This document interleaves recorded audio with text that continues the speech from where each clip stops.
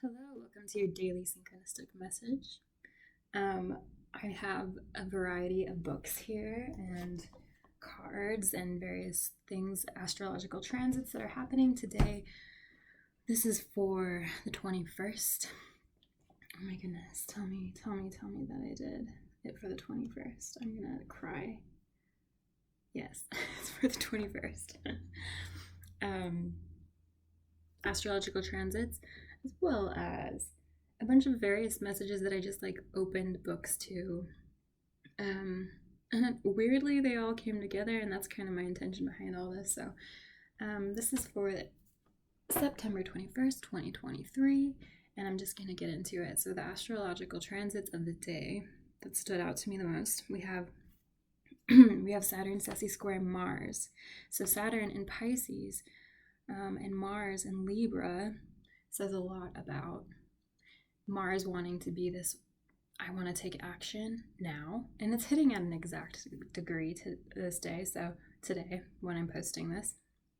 So Mars wants to be taking action towards relationships, since it's in the sign of Libra, which is the sign of the self and the other. And that could be romantic, that could be platonic, it's all sorts of relationships. So Mars really wants to take action in something, but it feels like it's hitting its head against the wall because it doesn't really know how to. Saturn is kind of restricting it. Saturn being in Pisces, which is really idealistic and daydreamy. You're trying to get to this place, maybe with a relationship that you've idealized a certain way, or you want it to be a certain way and it's not, and you don't know how to get there. Something else that seems to support that is Pluto semi-square the moon. So the moon is in Sagittarius, which is really exploratory. It wants to explore and do more. And Pluto is that really intense energy of change. It wants to make some change, but it feels more just of that hitting its head against the wall, but it feels emotional with the moon being in there as part of it. So this transit recommends, it kind of tells us to let ourselves feel and to work on what we can and what we have, rather than trying to be so fixated on taking big, massive action that Mars might want to do. Work on what is in front of us right now, because the big, massive action isn't as realistic at this time, or it might not feel like it is. So then we have Sun trine Pluto, which is a really positive aspect. This is power to make positive changes with Virgo themes, since the Sun is in Virgo. It's about to leave and enter Libra, which is really interesting that all these Libra themes are popping up, because it's in the final degrees of Libra right now. And it's trining Pluto. So it's looking at making these big changes, and it's getting into its power, with Pluto being the planet of power. But while it's still in Virgo, it's saying we need to make some positive changes to our health routines, to the world around us. I just cleaned my room. It's organization. It might be organizing our thoughts and what our goals and plans are around relationships, anything that has to do with organization type themes and health type themes, day-to-day routines, that kind of thing. So there's a lot of support there. And those are the astrological transits that stand out to me today. I drew some cards from this really cute flashcard deck I got from a library sale, my local library, and just some letters, which I think is really interesting, because the first one that fell out was L, and then V, and then X, and then there are two X's, I guess, so X and X. So my brain was all just oh, these Libra themes, love, LV, and then XX, kiss, kiss, or make out, I don't know, or I don't know, man. And there are a bunch of numbers on here too. We've got 12, 22, 76, and 77. I don't know if those will matter to you, but this is a synchronistic message. So if you see those maybe prompting you to think about these themes today. What's really interesting is that these books that I've opened up to randomly, I swear this has all been random, also hit on certain themes, right? So I have this book called Pop Science by James Ball. It's really a cheeky book about various lyrics and stuff and songs. But I opened the book to Are You Lonesome Tonight by Elvis Presley. Relationship issues. Are you lonesome tonight? So I want, that's funny, it like makes a joke about you're never alone because you're covered in bacteria, which is really funny to me. All right, but I wanted to read you the lyrics. Are you lonesome tonight? Do you miss me tonight? Are you sorry we drifted apart? Does your memory stray to a brighter summer day when I kissed you and called you sweetheart? Do the chairs in your parlor seem empty and bare? Do you gaze at your doorstep and picture me there? Is your heart filled with pain? Shall I come back again? Tell me, dear, are you lonesome tonight? I wonder if you are lonesome tonight. You know, someone said that the world's a stage and each must play a part. Fate had me playing in love with you as my sweetheart. Act 1 was where we met. I loved you at first glance. You read your lines so cleverly and never missed a cue. Then came Act 2. You seemed to change. You acted strange, and why, I've never known. Honey, you lied when you said you loved me, and I had no cause to doubt you. But I'd rather go on hearing your lies than to go on living without you. Now the stage is bare and I'm standing there with emptiness all around, and if you won't come back to me, then they can bring the curtain down. Oh my gosh, that's really dark. Is your heart filled with pain? Shall I come back again? Tell me, dear, are you lonesome tonight? So I had never actually, I don't recall hearing that song, and I wasn't familiar with the lyrics until just now. So those are themes of a lot of attachment, right? Where it's like extreme depression following heartbreak, missing somebody, an ex, perhaps, or maybe just the way things used to be in a relationship.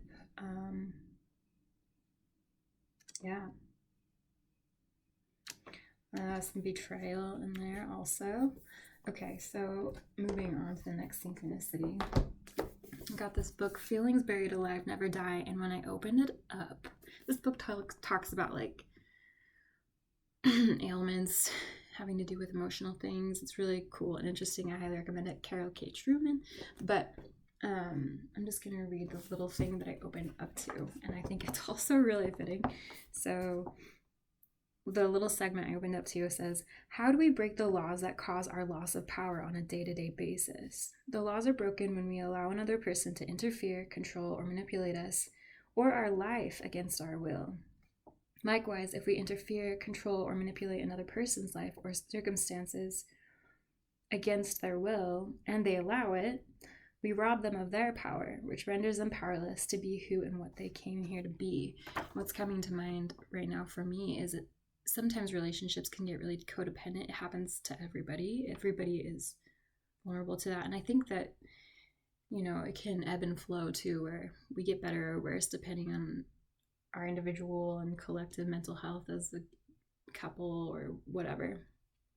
And we tend to get into certain routines and then try to, if things change and we don't like the way our partner's changing, we try to control them. And if they try to exercise that control over us, we have this impulse a lot of the time to break free. Another transit I didn't mention is that Lilith. What was Lilith doing? Lilith is the goddess of basically rebellion. She's a scorned female kind of archetype of I ain't doing that. She was supposed to be from Adam and Eve's first wife, but she was like, no, I'm good, and did her own thing. Anyway, so it's trining Uranus. So that's really interesting. Trine is a positive aspect, and so it seems that it might lean more toward a positive thing, but Uranus is a planet of extreme change. This is, all the other transit I mentioned, it's supporting change, but it's willful change is kind of slow moving at this point. What this kind of signals to me is maybe something happens where it's like, okay, this has to change. Maybe it's just an emotion, maybe it's an actual event, but Lilith is saying, I want to break free right now. Uranus is in Taurus right now, so that's themes of sensuality and love and money. It's ruled by Venus, which is the planet of those things also. So, yeah, how do we lose our power? In relationships, we tend to feel like we're losing our power when someone starts to try to control us based off of their own fears or what they think things should be, and vice versa. We do it to others as well. So that's something to maybe look into. This again can be in romantic or platonic relationships, working relationships. The next synchronicity I want to share with you is from this book I have called Revelations in Air. It's about smell, which I love. It's just like a bunch of really cool pieces of writing about various smells. And anyway, I'm just gonna get into what I found. I opened it up to another really fitting, I think, part of the book. The smell is of wine. Okay, the smell of wine, and this is the little excerpt that I came across. So, smells are what impart most of the flavor to wine, which is why wine experts think about smells both constantly and systematically. Some of their better known mannerisms, like swirling wine in a glass, are aimed at opening up a wine's aromatics and releasing its smells more fully. Another way to do this: hold the glass level to the floor, stick your nose way inside and waggle it around a little bit. Sniff around that surface tension of liquid like a bloodhound sinking a body underwater. Open your mouth while you sniff too, as if you're breathing in the wine. This encourages smell molecules to travel retronasally all over your tongue. What should you be smelling for? First, check whether the wine is still okay. Sniffing the cork may seem like an affectation, but it's an easy way to confirm the wine hasn't oxidized. Sniffing the cork can also alert you of signs of cork taint. A chemical called TCA can infiltrate a bottle via the cork and give wines off flavors of damp cardboard or gem socks. The cork shouldn't be crumbly or bone dry, and it should smell like cork and nothing else. Assuming the wine isn't spoiled, what else should you smell for? Anything that focuses your senses and draws you deeper into the glass. Smelling wines carefully can also reveal clues about how the wine was made.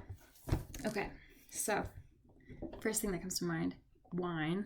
It's like, what do you do when you're in love? You like have dinner over wine? I don't know. It's such a romantic thing, right?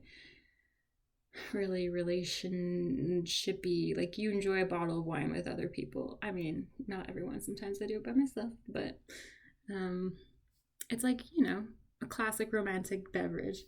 And so anyway, I found it interesting that they were talking about how to smell the wine and what to look for. And very firstly is to smell to see if it's okay first. Like, is this something that we even want to drink anymore? Is this something that's past its due date? Is it sour? Has it gone bad? Is it worth working on? Let's see how I'm kind of like, my brain kind of connected it to these relationship themes. Like, the overarching thing, how is this smelling? Does it smell bad? Or does it smell like something we might want to get into a little more? If the overall smell isn't just very obviously overwhelmingly bad, then you look into the smaller things, right? You look into, and the way my brain kind of like connected this was, what are the little habits and things that we do that we love about each other? What are the little things that I do with this person, or they do for me, or they just do in general that either appeal to me or don't? And swish it around and really give it a good thought, thinking about your relationships moving forward, and about, you know, really sniffing out the sweet notes and maybe some other notes in there that maybe are complimentary or not so complimentary, right? So I found that really interesting too, like the thought of like, let's see if it's all okay first, and then we'll just get into the rest of it later. Anyway, okay. Those are the synchronicities so far. And then I have a little bit of a card, tarot, and oracle draw that I wanted to do. and an affirmation with the camera rolling. So let's get into it. I'm just going to draw one card from these oracle decks each, and then 3 cards from tarot, and then we'll figure out a message. So a message for this card draw for the synchronicity. Oh my gosh, as I see synchronicity. I like this picture of 2 snakes. This is from Kim Kranz's, what is it called? Alchemy deck. The 2 snakes that are in contrast with one another, that are Ouroboroses. Oh, I like that. So there are 2 different kinds of snakes. Ouroboros, which is a snake that eats its own tail. It's like eternally giving life to itself and feeding itself to itself. Anyway, and they are going in opposite directions. This is very relational, it seems to me, which requires, they're not eating each other's tails, they're eating their own tails. So it requires 2 people to be individuals first, to be able to come together and create this beautiful contrast and exist in coexistence. That's what I'm getting so far from that. Okay. Next oracle. It's funny. Synchronicity. Okay. For this. Oop. Oh. Okay, we have the warrior. All right. I see another snake on there. Diamonds in the center of. Ooh. Diamonds in the center of the forehead and the center of the Ouroboros thing. Got that snake wrapped around this skull. A rainbow. I had a dream recently that was really, really cool. It was me standing in a room that was dark. And it had like white walls. It was like really dimly lit. There was no lighting really, but anyway. And then I was holding this mirror that was like made to look like a rainbow with like a mirror in the center. And then someone that I know like came into the room, but the lights were still off, and they were holding a mirror that was made to look like a sun. And then they stood in front of me, and our mirrors did this like infinity mirror effect where they like reflected off of each other, if you've ever seen this. But it like also just like created this light, and it was just so symbolic of like this relationship I had with this person. The 2 mirrors, we were mirroring each other, but we were also, it was the light, the source of light, and the reflection and the spectrum of it bouncing off of each other was what created this, made this room light up. So that was really interesting. This rainbow just reminded me of that with this spread. All right. I'll get into more thoughts on that in a second.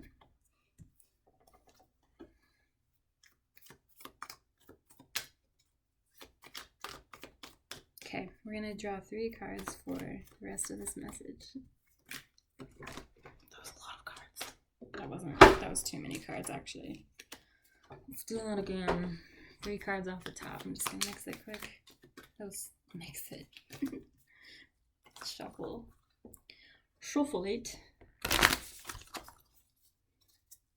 Oh my goodness. It's falling out. I'm just going to take these because I saw this card fall out a second ago, so I'm just going to take all these. Got the Queen of Swords reversed. 5 of Swords reversed. The Emperor. And the 7 of Pentacles.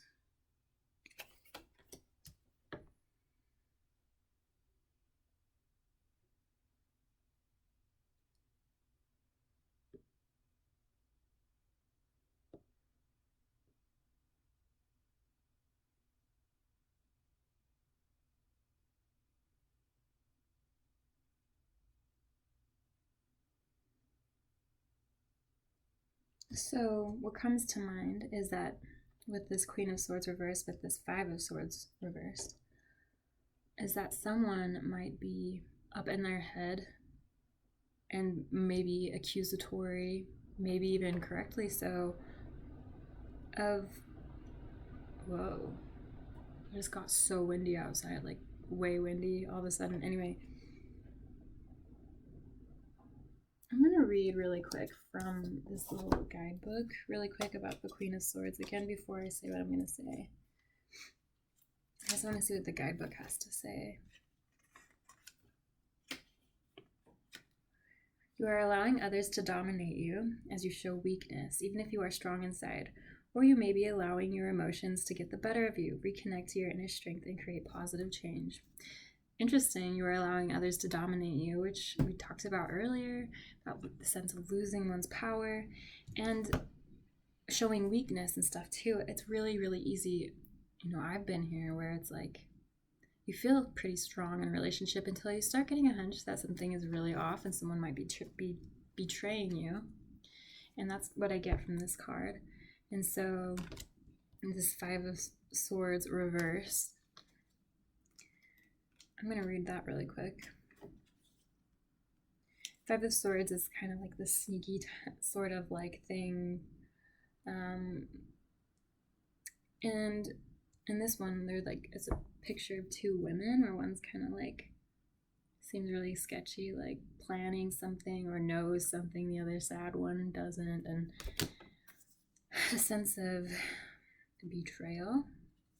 All right, reversed, a period of conflict. After a period of conflict, you are ready for change. Apologize, ask for forgiveness, and make amends so that you can move on and create more fertile ground for new ideas and collaboration. So it seems that somebody has made a mistake, whatever that might be,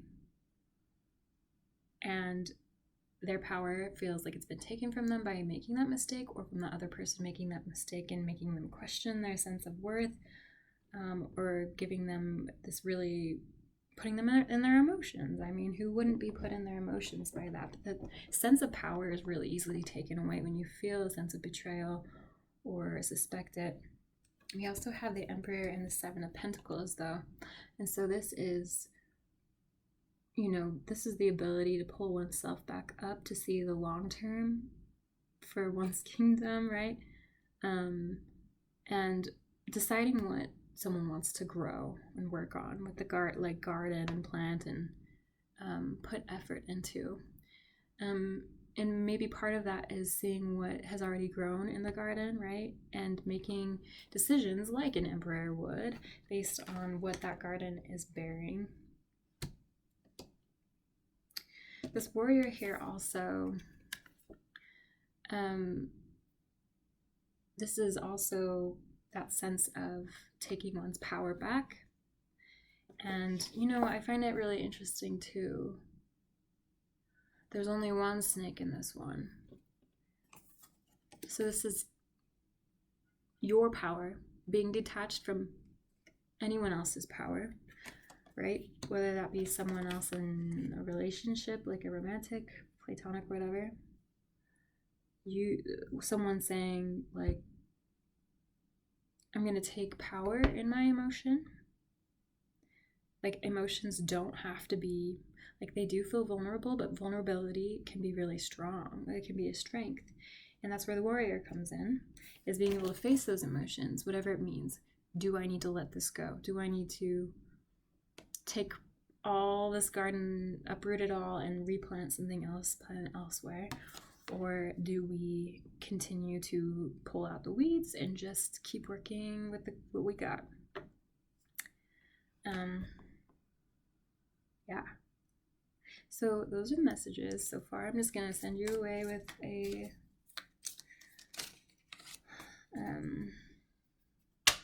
affirmation. Sorry, I just spaced out. I've got these little tiny affirmations. They're like sweary and funny, but I'm just, let's see. Do one thing every day that makes you feel effing fabulous. I'm not going to put that on there. Not that I'm opposed to it, but anyway. That also is a warrior thing, right? An emperor takes care of themselves, right? The warrior takes care of themselves so that they can go out into the world and do what they need to do, fight the way they need to fight. I say fight with the rainbow between the horns of this warrior. So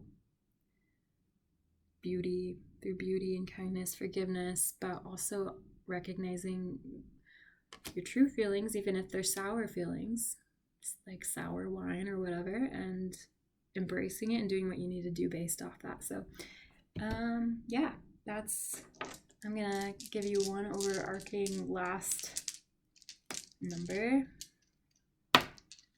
Got 13. So yeah, those are the synchronicities for the day, and I'll see you tomorrow.